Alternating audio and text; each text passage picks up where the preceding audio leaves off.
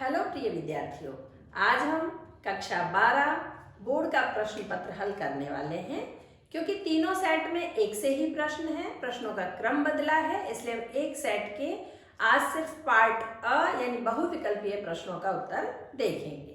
तो आइए शुरू करते हैं। ये सेट 1 है, इसके प्रश्न दिए। पहला प्रश्न देखते हैं जो कि अपठित गद्यांश है। प्रगति मैदान में बहुत से मेले लगते हैं, लेकिन विश्व पुस्तक मेला का अपना आनंद है।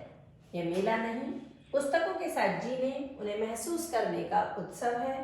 बीते 3 दशकों से जब से सूचना प्रौद्योगिकी का प्रादुर्भाव हुआ है, मुद्रण तकनीक से जुड़े लोग इसी भय में जीते रहे हैं कि कहीं कंप्यूटर, टीवी, सीडी की दुनिया छपे हुए अक्षरों को अपनी बहुरंगी चकाचौंध में उद्रस्त न कर ले।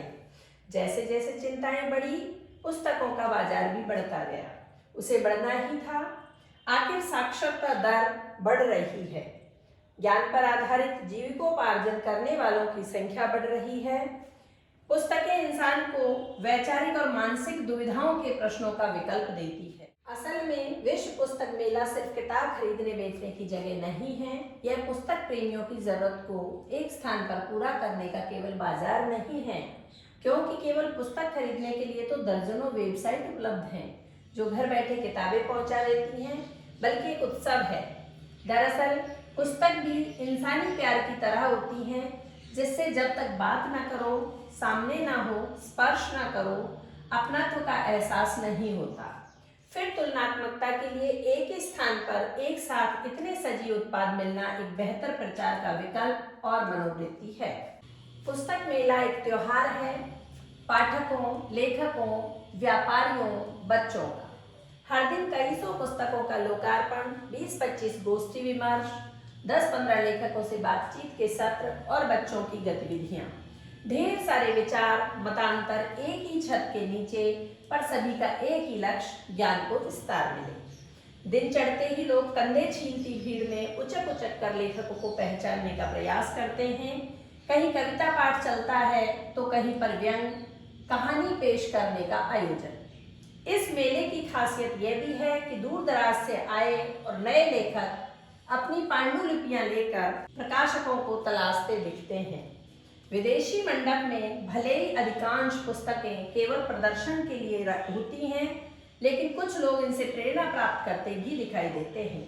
बच्चों की नैसर्गिक रचनात्मक क्षमता को बढ़ावा देने के लिए बाल मंडप एक महत्वपूर्ण आकर्षण होता है। पुस्तक मेला में दिल और दिमाग दोनों पुस्तक के साथ धड़कते मचलते हैं, तभी तो ये मेला नहीं है, आनंद उत्सव है। पुस्तकों का वसंत उत्सव है जो आश्वस्त करता है कि मुद्रित शब्दों की शक्ति, सहकार और सौंदर्य अब भी विद्यमान है। अब आइए इस पर आधारित प्रश्न देखते हैं। पहला प्रश्न, गद्यांश के आधार पर पुस्तकों का जीवन में महत्व है। ज्ञान अर्जित करने के लिए, रोजगार प्राप्त करने के लिए, मनोरंजन प्राप्त करने के लिए, वैचारिक और मानसिक भूख शांत करने के लिए। तो इसका सही विकल्प होगा वैचारिक और मानसिक भूख शांत करने के लिए। दूसरा प्रश्न, सूचना प्रौद्योगिकी से अभिप्राय है। सूचनाओं को एक स्थान से दूसरे स्थान पर पहुंचाना, सूचनाओं के आदान प्रदान में तकनीक का प्रयोग करना, सूचनाओं के आदान प्रदान का विकास करना, सूचना क्षेत्र में संदेश, तस्वीर या विचार दूसरे स्थान पर पहुंचाना। इसका सही विकल्प होगा बी, सूचनाओं के आदान प्रदान में तकनीक का प्रयोग करना। प्रश्न 3, सूचना प्रौद्योगिकी के प्रादुर्भाव से किस क्षेत्र के लोगों को अधिक चिंता होने लगी? छापे खाने से जुड़े लोगों को, तकनीक जगत से जुड़े लोगों को, आईटी जगत से जुड़े लोगों को, हाथ का काम करने वाले लोगों को। तो इसका सही विकल्प ये होगा छापे खाने से जुड़े लोगों को।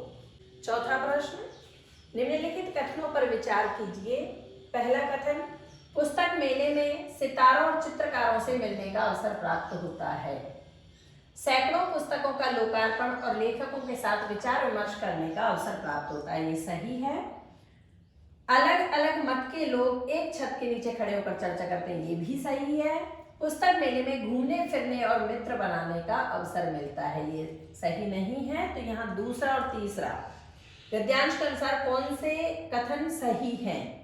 तो देखिए इसमें दूसरा और तीसरा विकल्प जिसमें दिया नहीं, विकल्प सी इसका सही उत्तर होगा। केवल कथन 2 और 3 सही है। पांचवा प्रश्न, पांडुलिपि कहते हैं हाथ से लिखित यानी हस्तलिखित प्रति को, पांडवों द्वारा लिखित प्रति को, नई पुस्तक की प्रति को, अप्रकाशित पुस्तक की प्रति को। तो इसका राइट आंसर होगा हाथ से लिखित अर्थात हस्तलिखित प्रति को। छठा प्रश्न, पुस्तक मेले में इनमें से क्या नहीं होता? कविता पाठ, कहानी वाचन, नई पुस्तक का प्रचार, पार्टी का प्रचार। तो पार्टी का प्रचार पुस्तक मेले में नहीं होता है, तो इसका सही विकल्प हो, क्योंकि नहीं पूछा है और तीनों चीज होती हैं, पार्टी का प्रचार नहीं होता, इसलिए डी विकल्प इसका सही उत्तर होगा। सातवां प्रश्न, गद्यांश में आई कंप्यूटर, टीवी, सीडी की दुनिया छपे हुए अक्षरों को अपनी बहुरंगी चकाचौंध में उद्रस्त न कर ले, पंक्ति का क्या आशय है? पढ़ाई से लोगों की रुचि न हटा दे, पुस्तकों का महत्व कम न कर दे, मुद्रित पुस्तकों का महत्व समाप्त न कर दे, मुद्रित माध्यमों को समाप्त न कर दे। तो इसका सही विकल्प होगा मुद्रित माध्यमों को समाप्त न कर दे। आठवां प्रश्न, मुद्रण तकनीक से संबंध है पत्रकार का, लेखक का, प्रकाशक का, अर्थशास्त्री का। तो सही विकल्प होगा प्रकाशक का। गद्यांश में पुस्तक मेले को लेखक ने आनंद उत्सव की संज्ञा दी है क्योंकि असंख्य लोग यहाँ आकर आनंद प्राप्त करते हैं, असंख्य लेखक, विचारक, मंत्री और सितारे यहाँ मिलते हैं, यहाँ दिल और दिमाग दोनों लगते हैं, यहाँ दिल और दिमाग दोनों को खुराक मिलती है। तो इसका सही विकल्प होगा यहाँ दिल और दिमाग दोनों को खुराक मिलती है। गद्यांश का अंतिम प्रश्न यानी 10वां प्रश्न देखिए, निम्नलिखित कथन और कारण को ध्यानपूर्वक पढ़िए और सही विकल्प चुनकर लिखिए। कथन है, विश्व पुस्तक मेला सिर्फ किताब खरीदने और बेचने की जगह नहीं है, और कारण है, आज किताब खरीदने बेचने के लिए दर्जनों वेबसाइट उपलब्ध हैं। कथन सही है, कारण गलत है। कथन सही नहीं है, कारण सही है। कथन तथा कारण दोनों सही हैं, लेकिन कारण उसकी सही व्याख्या नहीं करता है। कथन तथा कारण दोनों सही हैं, कारण कथन की सही व्याख्या करता है। 4 विकल्प है, देखिए हमने गद्यांश में पढ़ा था, ये आया था, विश्व पुस्तक मेला सिर्फ किताब खरीदने और बेचने की जगह नहीं है, ये सही कथन है। आज किताब खरीदने बेचने के लिए दर्जनों वेबसाइट उपलब्ध है, ये भी सही कथन है। कथन दोनों सही हैं, लेकिन ये जो कारण है इस कथन की सही व्याख्या नहीं करता है, इसलिए विकल्प सी इसका राइट आंसर होगा। अब चलते हैं दूसरे प्रश्न पर, जो कि अपठित पद्यांश है, 5 अंक का है। अकेलेपन से जो लोग दुखी हैं, वृत्तियां उनकी निश्चय ही बहिर्मुखी हैं। सृष्टि से बांधने वाला तार उनका टूट गया है, असली आनंद का आधार छूट गया है। उद्गम से छूटी हुई नदियों में ज्वार कहाँ, जड़ से कटे पौधों में जीवन की धार कहाँ। तब भी जड़ कटे पौधों के ही समान रोते हैं ये उखड़े हुए लोग बेचारे। जीना चाहते हैं भीड़ भंभड़ के सहारे, भीड़ मगर टूटा हुआ तार और तोड़ती है। कटे हुए पौधों की जड़ नहीं जोड़ती है, बाहरी तरंगों पर जितना ही फूलते हैं, हम अपने को उतना ही और भूलते हैं। जड़ जमाना चाहते हो तो एकांत में जाओ, अगम अज्ञात में अपनी सौरे फैलाओ। अकेलापन है राह अपने आप को पाने की, जहां से तुम निकल चुके हो उस घर में वापस जाने की। अब आइए इस पद्यांश पर आधारित प्रश्न देखते हैं। पद्यांश पर आधारित पहला प्रश्न, वृत्तियां उनकी निश्चय ही बहिर्मुखी हैं। पंक्ति के संदर्भ में वृत्ति का अर्थ, क्योंकि पंक्ति के संदर्भ में पूछा गया है, वैसे वृत्ति का अर्थ रोजगार भी होता है, व्यापार भी होता है, लेकिन यहाँ पंक्ति के अनुसार पूछा है कि उनकी वृत्तियां हैं वो बहिर्मुखी हैं। बहिर्मुखी होता है दूसरों से बात करने वाला या अपनी जो बातें होती हैं उनको साझा करने वाला। तो यहाँ उनका स्वभाव बहिर्मुखी यानी स्वभाव के बारे में अंतर्मुखी और बहिर्मुखी इस्तेमाल किया जाता है। तो यहाँ वृत्ति शब्द का अर्थ स्वभाव से है, तो सही विकल्प इसका भी होगा। उद्गम से छूटी हुई नदियों में ज्वार कहाँ, पंक्ति से क्या अभिप्राय है? मूल से अलग होने पर नदियों में प्रवाह नहीं रहता, मूल से अलग होने पर नदियों का अस्तित्व समाप्त हो जाता है, उद्गम स्थल से अलग होने पर नदियों में सौंदर्य नहीं रहता, मूल से अलग होने पर जीवन का सौंदर्य नहीं रहता। तो डी विकल्प इसका सही उत्तर है, क्योंकि ये साधारण अर्थ है और ये इसका भाव से संबंधित अर्थ है, इसलिए डी विकल्प इसका सही उत्तर है। तीसरा प्रश्न, भीड़ का क्या स्वभाव होता है? लोगों की आलोचना करना, पौधों को जड़ से काटना, दुखी को और दुखी करना या दूसरों का उपहास करना। तो इसका सही विकल्प सी होगा, दुखी को और दुखी करना, जो कि हमने कविता में पढ़ा है। हमें उत्तर कविता के आधार पर ही देने हैं और कविता में ये उत्तर आ चुका है। चौथा प्रश्न, बाहरी तरंगों पर जितना ही फूलते हैं पंक्ति में बाहरी तरंग से क्या आशय है? सांसारिक माया, सागर की लहरें, दूसरों का सहारा, भौतिक साधन। इसका सही उत्तर होगा सांसारिक मोह माया। जड़ जमाना चाहते हो तो एकांत में जाओ। इन पंक्तियों में जड़ जमाना से क्या अभिप्राय है? अपने आप को पहचानना, अपने पांव जमाना, अपना वर्चस्व स्थापित करना या बस जाना। तो इसका सही विकल्प होगा अपने आप को पहचानना। अब देखते हैं तीसरा प्रश्न जो कि अभिव्यक्ति और माध्यम पुस्तक पर आधारित है। पहला, रमेश को हिंदी भाषा के शब्दों को समझने में कठिनाई का अनुभव होता है, इसलिए संचार के निम्नलिखित माध्यमों में से उसके लिए कौन सा माध्यम उपयुक्त रहेगा? टीवी, समाचार पत्र, रेडियो, सिनेमा। इसका सही विकल्प समाचार पत्र है। और क्यों है ये जान लीजिए कि समाचार पत्र में जो शब्द होते हैं वो छपे हुए होते हैं, स्थायी होते हैं, उसको आप सहेज कर रख सकते हैं। यदि किसी प्रश्न या किसी शब्द को समझने में किसी को समस्या आ रही हो तो उसके लिए वो शब्दकोश का सहारा ले सकता है या किसी से पूछ करके भी उसका अर्थ समझ सकता है। तो समझने में कठिनाई बताइए, इसीलिए समाचार पत्र इसका सही विकल्प होगा। दूसरा प्रश्न, टीवी पर एंकर द्वारा रिपोर्टर से मिली जानकारी के आधार पर सूचनाएं देना कहलाता है। जैसा कि आपको पता है ब्रेकिंग न्यूज होती है जो कि तत्काल कोई घटना घटती है उसको कम शब्दों में अन्य खबरों को रोककर पहुंचाया जाता है। ड्राई एंकर लाइव में सीधा प्रसारण होता है। और एंकर पैकेज में घटना के दृश्य, घटना से संबंधित बाइट, सारी चीजें दिखाते हुए खबर को पढ़ा जाता है। जबकि ड्राई एंकर में जो रिपोर्टर होता है उससे जानकारी मिलती है और एंकर सीधे सीधे ये बताता है कि कहाँ क्या कब कैसे हुआ, तो उसको हम ड्राई एंकर कहते हैं। प्रश्न भी यही है कि टीवी पर एंकर द्वारा रिपोर्टर से मिली जानकारी के आधार पर सूचनाएं देना, केवल सूचनाएं दी जा रही हैं, ना उस घटना के दृश्य दिखाए जा रहे हैं, ना उस घटना से संबंधित बाइट दिखाई जा रही है, यानी सूचनाएं देने के अलावा कुछ भी जो उसकी सहायक चीजें हैं वो नहीं दिखाई जा रही है, इसलिए उसको ड्राई एंकर कहेंगे। तीसरा प्रश्न, किसी भी क्षेत्र में हो रहे भ्रष्टाचार, अनियमितताओं और गड़बड़ियों को उजागर करने वाली, भ्रष्टाचार, अनियमितता और गड़बड़ी, तीन चीजें बताइए, इनको उजागर करने के लिए तैयार की गई रिपोर्ट कहलाएगी खोजी रिपोर्ट होती है। खोजी रिपोर्ट और इनडेप्थ रिपोर्ट में थोड़ा सा अंतर होता है कि इन समस्याओं से संबंधित जो आंकड़े छुपाए जाते हैं उन छुपे हुए आंकड़ों को उजागर करने वाली रिपोर्ट इनडेप्थ रिपोर्ट होती है। सिर्फ इनको उजागर करने वाली रिपोर्ट है, यानी खोजकर नहीं लाई है, तथ्य प्रस्तुत है, तथ्य छिपाए नहीं गए हैं और इनको सामने लाने वाली रिपोर्ट खोजी रिपोर्ट कहलाती है। तो सही विकल्प इसका ए होगा। चौथा प्रश्न, उल्टा प्राविण्य शैली की लोकप्रियता के संदर्भ में कौन सा या कौन से कथन सही हैं? उचित विकल्प चुनकर लिखिए। पहला कथन देखते हैं, समाचार लेखन की सबसे लोकप्रिय, उपयोगी और बुनियादी शैली उल्टा प्राविण्य शैली है, बिल्कुल सही है। दूसरा, इस शैली में सबसे महत्वपूर्ण तथ्य या सूचना पिरामिड के निचले हिस्से में आती है, ये गलत है क्योंकि निचले हिस्से में नहीं, ऊपर के हिस्से में यानी मुखड़ा जो होता है उसमें सबसे महत्वपूर्ण तथ्य को लिखा जाता है। तीसरा, लेखन और संपादन की सुविधा के कारण ये समाचार लेखन की मानक शैली है, बिल्कुल सही है। इस शैली का आरंभ द्वितीय विश्व युद्ध के दौरान हुआ, ये बिल्कुल गलत है। तो इसमें सही विकल्प हुआ पहला और तीसरा। अब देखते हैं विकल्प सी में दोनों दिए हुए हैं, कथन 1 और कथन 3 सही है, इसलिए इसका सही विकल्प सी होगा। पांचवा प्रश्न, दृश्यों के साथ खबर लिखने की बुनियादी शर्त किस माध्यम में है? समाचार पत्र में, टेलीविजन में, रेडियो में या इंटरनेट में? तो इसका सही उत्तर होगा टेलीविजन। अब देखते हैं चौथा प्रश्न जो कि आपकी पाठ्य पुस्तक से लिया गया है और लक्ष्मण मूर्छा और राम का विलाप तुलसीदास जी द्वारा रचित रामचरितमानस का अंश है। उहाँ राम लक्ष्मण ही निहारी, बोले बचन मनुज अनुसारी, अर्धरात गई कपि नहीं आयो, राम उठाई अनुज उरलायो, सकहु न दुखित देख मोहि काऊ, बंधु सदा तव मृदुल स्वभाव, मम हित लागी तजऊ पितु माता, सहेउ विपिन हिम आतप बाता, सो अनुराग कहाँ अब भाई, उठाओ न सुनिमम पच बिकलाई। ये पंक्तियां दी गई हैं, चौपाइयां दी गई हैं, इन पर आधारित प्रश्नों के उत्तर हमें देने हैं।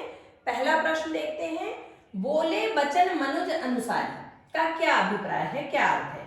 मनुष्य द्वारा बोले जाने योग्य वचन, मनुष्य द्वारा अनुसरण करने योग्य वचन, मानव की प्रकृति के अनुरूप वचन, मानव सुलभ गुणों से युक्त वचन। तो इसका सी विकल्प एकदम सही होगा कि मानव की प्रकृति अर्थात मानव के स्वभाव के अनुरूप उन्होंने वचन बोले हैं। दूसरा प्रश्न, सकहु न दुखित देख मोहि काऊ, बंधु सदातव मृदुल स्वभाव, ये पूरी चौपाई है क्योंकि बीच में डॉट डॉट है, मीन्स ये पूरी चौपाई बोलनी है।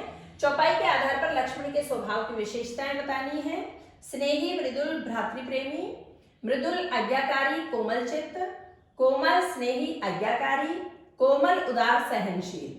यहाँ सही विकल्प होगा स्नेही मृदुल भ्रातृप्रेमी, क्योंकि आज्ञाकारी वाली बात इस पंक्ति में नहीं आई है, ये इसमें भी आज्ञाकारी, इसलिए ये भी गलत हो जाता है।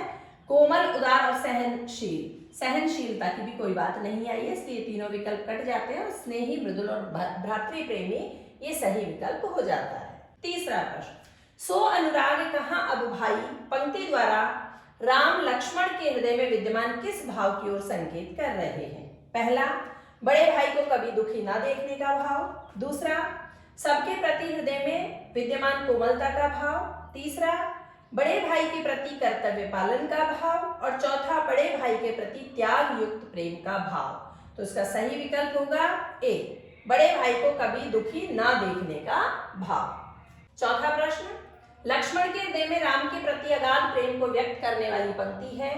अर्ध रात गई कपि नहीं आयो, राम उठाई अनुज उरलायो, सकहुन दुखित देख मोई काऊ, बंधु सदा तव मृदुल स्वभाव, मम हित लाग तजेव पितु माता, सहेव विपिन हिम आतप बाता, सो अनुराग कहाँ अब भाई, उठाऊ न सुनि मम बच बिकलाई। तो इसका सही विकल्प होगा सकहुन दुखित देख मोई काऊ, बंधु सदा तव मृदुल स्वभाव, भी विकल्प इसका सही उत्तर होगा। पांचवा प्रश्न, काव्यांश का केंद्रीय भाव है। लक्ष्मण के शोक में डूबे राम के विलाप का वर्णन, दुख की स्थिति के प्रभाव का वर्णन करना, राम के निर्मल और उदात्त चरित्र का वर्णन, लक्ष्मण द्वारा राम के लिए किए गए त्याग का वर्णन करना। तो इस विकल्प का जो केंद्रीय भाव है, इसके शीर्षक से ही हमें पता चल जाता है, लक्ष्मण मूर्छा और राम का विलाप। तो लक्ष्मण के शोक में डूबे राम के विलाप का वर्णन करना, तो ए विकल्प इसका सही उत्तर होगा। पांचवा प्रश्न देखते हैं, जो कि आपकी पाठ्य पुस्तक के गद्यखंड से लिया गया है और भक्तिन नामक पाठ से लिया गया, जो कि महादेवी वर्मा जी द्वारा लिखित है। क्या क्या सामान बांधें जिससे मुझे वहां किसी प्रकार की असुविधा ना हो सके? ऐसी यात्रा में किसी को किसी के साथ जाने का अधिकार नहीं, यह आश्वासन भक्तिन के लिए कोई मूल्य नहीं रखता। वह मेरे ना जाने की कल्पना से इतनी प्रसन्न नहीं होती जितनी अपने साथ ना जा सकने की संभावना से अपमानित होती है। भला ऐसा अंधेर हो सकता है जहां मालिक वहां नौकर। मालिक को ले जाकर बंद कर देने में इतना अन्याय नहीं है, पर नौकर को अकेले मुक्त छोड़ने में पहाड़ के बराबर अन्याय है। ऐसा अन्याय होने पर भक्तिन को बड़े लाड तक लड़ना पड़ेगा। किसी की माई यदि बड़े लाड तक नहीं लड़ी तो नहीं लड़ी, पर भक्तिन का तो बिना लड़े काम ही नहीं चल सकता है। पहला प्रश्न, ऐसी यात्रा में किसी को किसी के साथ जाने का अधिकार नहीं, पंक्ति में प्रयुक्त ऐसी यात्रा से क्या अभिप्राय है? प्रसंग आपको याद आ रहा होगा कि लोग भक्तिन को ये कहकर चिढ़ाते थे कि तेरी मालकिन को जेल होने वाली है। जब ये बात वो सुनती थी तो अपनी मालकिन से कहती थी कि मैं क्या क्या सामान बांधूं ताकि वहां जाकर आपको किसी तरह की कोई असुविधा ना हो। तो आपको पता चल गया होगा, मैंने प्रसंग बताया है। तो उससे तीर्थ यात्रा, जेल यात्रा, अंतिम यात्रा, विदेश यात्रा, तो सही विकल्प होगा जेल यात्रा। दूसरा प्रश्न, भक्तिन किस बात को अपने लिए अपमान समझती थी? पाककला में मीन में एक निकालने को, जो कि गद्यांश में आया नहीं है, महादेवी जी की आज्ञा का पालन ना करने को, उनकी पसंद का खाना ना बना सकने की बात को, कठिन परिस्थितियों में महादेवी जी को अकेला छोड़ देने को। तो सही विकल्प होगा इसका डी। तीसरा प्रश्न, गद्यांश के संदर्भ में अंधेर होना का क्या अर्थ है? अंधकार होना, बेईमान होना, अपमान होना या अन्याय होना? तो सही विकल्प है अन्याय होना। क्या क्या सामान बांध लूं, ये वाली पंक्ति है, असुविधा ना हो सके तक। इस वाक्य से महादेवी जी के प्रति भक्तिन की किस भावना का पता चलता है? निष्ठा और कर्तव्य परायणता, दृढ़ता और धर्म परायणता, आत्मीयता और भावुकता, सेवा और तत्परता। तो सही विकल्प होगा निष्ठा और कर्तव्य परायणता। पांचवा प्रश्न, भक्तिन बड़े लाट साहब से भी लड़ने को क्यों तैयार है? महादेवी जी को जेल भेजने का आदेश देने के कारण, छोटे छोटे लड़कों को जेल में डालने के कारण, स्वतंत्रता सेनानियों को जेल में डालने के कारण, महादेवी जी को जेल में डालने और उसे मुक्त छोड़ने के कारण। तो सही विकल्प होगा इसका डी। और खंड आ का अंतिम प्रश्न, जो कि प्रश्न 6 है, ये देखते हैं, जो कि आपकी पूरक पाठ्य पुस्तक वितान पर आधारित है। वितान के 3 पाठ, सिल्वर वेडिंग, जूझ और अतीत में दबे पांव, तीनों पर आधारित प्रश्न है। पहला प्रश्न, यशोधर बाबू बच्चों की तरक्की की खुशी को भी समहाउ इम्प्रॉपर क्यों अनुभव करते थे? बच्चों ने उन्हें आदर देना बंद कर दिया था, इससे अपनों में परायापन पैदा हो गया था, इससे बच्चों में स्वच्छंदता बढ़ गई थी, इससे बच्चों की जीवन शैली आधुनिक हो गई थी। सही विकल्प होगा बी, इससे अपनों में परायापन पैदा हो गया था। दूसरा प्रश्न, यशोधर बाबू की पत्नी आधुनिकाओं सा आचरण क्यों करने लगी थी? मन में दबी इच्छाओं के कारण, पारिवारिक खुशी के कारण, मातृसुलभ मजबूरी के कारण, सुविधाजनक होने के कारण। सही विकल्प होगा सी, मातृसुलभ मजबूरी के कारण। तीसरा प्रश्न, यशोधर बाबू ने डीडीए का फ्लैट क्यों बुक नहीं किया था? पहला विकल्प, रिटायरमेंट के बाद गांव में जाकर बसना चाहते थे। दूसरा, लड़कों में से किसी एक लड़के के सरकारी नौकरी में आने का विश्वास था। फ्लैट बुक कराने के लिए पैसे नहीं थे। योजनाबद्ध तरीके से काम नहीं करते थे। दो विकल्प बिल्कुल गलत हो जाते हैं। जब यशोधर बाबू की पत्नी डीडीए फ्लैट की बात उनसे करती थी तो यशोधर बाबूजी तर्क देते थे कि मेरे रिटायर होने से पहले कोई एक लड़का सरकारी नौकरी में आ जाएगा तो फिर से क्वार्टर हमारे पास आ जाएगा, तो हमें फ्लैट लेने की आवश्यकता नहीं है, और यदि नहीं ऐसा होता है तो हम रिटायरमेंट के बाद गांव चले जाएंगे। तो दोनों ही विकल्प इसके सही होने चाहिए। चौथा प्रश्न, निम्नलिखित कथनों पर विचार कीजिए। किशनदा ने यशोधर बाबू को नौकरी दिलवाई और जीवन में मार्गदर्शन किया। यशोधर बाबू का दैनिक खर्च नगण्य था, इसलिए उनके बटुए में पैसे कम होते थे। ये गलत हो गया, क्योंकि कहानी में आया कि यशोधर बाबू का दैनिक खर्च भले ही नगण्य था लेकिन उनके बटुए में 100-150 रुपये हमेशा रहते थे। दफ्तर से लौटते हुए बिड़ला मंदिर जाना उन्होंने किशनदा से सीखा था। हालांकि किशनदा उनके आदर्श थे, सब कुछ उनसे ही सीखा था, लेकिन किशनदा बिड़ला मंदिर रेगुलर नहीं जाते थे, ये अपना समय व्यतीत करने के लिए खुद ही जाया करते थे। और चौथा विकल्प, यशोधर बाबू का मानना था कि काम तो सब अपने हाथों से ही ठीक रहता है। ये ठीक है, लेकिन यह विकल्प देखिए, केवल कथन 1 सही है, केवल कथन 2 सही है, कथन 2 और 3 सही है, कथन 1, 2, 3, 4 सही है। तो देखिए, हमने पहला और चौथा सही माना है, तो चौथा विकल्प जहां है वहां चारों विकल्प हैं, जबकि 2 विकल्प पूरी तरह से गलत हैं, इसलिए हट जाता है, और चौथा विकल्प कहीं है नहीं, इसीलिए हम इसको मानेंगे ए विकल्प। केवल कथन 1 सही है। पांचवा प्रश्न, जो कि जूझ नामक पाठ से लिया गया है। लेखक जब अपनी पढ़ाई की बात अपनी माँ से करते हैं तो माँ इस तरह से उनको जवाब देती है कि अब तू ही बता, मैं क्या करूं। इस कथन से आनंदा की माँ के चरित्र की कौन सी विशेषता प्रकट होती है? विवशता, दुर्बलता, अक्षमता, परवशता। तो यहाँ विवशता इसका सही उत्तर है। माँ विवश है और वो कहती है कि तू ही बता, मैं क्या कर सकती हूँ, मेरे हाथ में तो कुछ है नहीं। छठा प्रश्न, आनंदा के पिता ने उसे पाठशाला भेजने के लिए कौन सी शर्त नहीं रखी? देखिए, नहीं को अंडरलाइन भी किया हुआ है यहाँ, यानी नहीं रखी। एक विकल्प सही होगा, 3 विकल्प शर्तों वाले होंगे। पहला, सुबह खेतों में पानी लगाना, बिल्कुल रखी थी ये शर्त। स्कूल से आकर ढोल चलाना, ये भी शर्त रखी थी। सुबह शाम गाय भैंस दुहना, दुहना का अर्थ होता है दूध निकालना, तो दूध निकालने वाली कोई शर्त पिताजी ने नहीं रखी थी। अधिक काम होने पर स्कूल से छुट्टी लेना, ये शर्त भी उन्होंने रखी थी। तो नहीं वाला आंसर यहाँ सी होगा, क्योंकि गाय भैंस के दुहने की बात पूरे ही पाठ में नहीं आई है। सातवां प्रश्न, उस चक्की की अपेक्षा मास्टर की छड़ी की मार अच्छी लगती थी। इस वाक्य में किस चक्की की ओर संकेत किया गया है? तो आपको उपन्यास याद होगा, जूझ नामक उपन्यास, उसमें बताया गया है कि लेखक जब स्कूल जाने लगे थे तो उनको दिन भर खेत में काम करने वाली चक्की में पिसने से अच्छा था कि मास्टर की छड़ी ठीक लगती थी, छड़ी की मार अच्छी लगती थी। तो यहाँ खेती के काम की चक्की, आटा पीसने की चक्की, घर के काम की चक्की, कोल्हू से रस निकालने की चक्की, तो सही विकल्प होगा खेती के काम की चक्की।